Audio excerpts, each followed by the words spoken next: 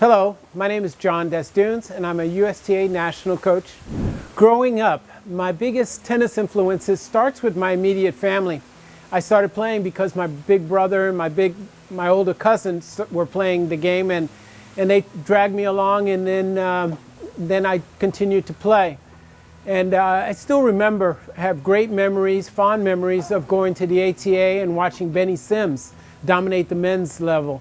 And I always said, wow, I wish I could be like him one day. And then I traveled the world and went to Europe and played and watched Bruce Foxworth play and a number of those type of players. But the one that obviously made the biggest influence in my life was Arthur Ashe.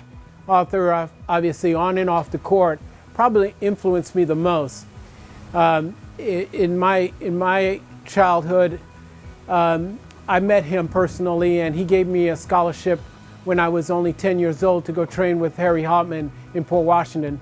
And that's where I got my start. And if it wasn't for Arthur, I probably wouldn't be here today. So he's probably the biggest influence in my life. My heritage, well, I've always felt, once again, pointing towards Arthur, all the things he did on and off the court, and the way he led and gave examples to so many kids like myself that followed him.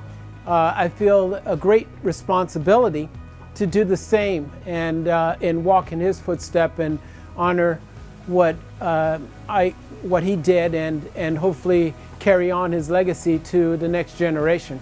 The most recent, like Serena and Venus, and even some of the guys on the men's side like Donald Young and James Blake and so on, have carried the torch of what Arthur started, and Chip Hooper and all the others that followed him, Lloyd Bourne, to name a few. Some of these young players now can look at those guys and say, hey, if they can do it, we can do it.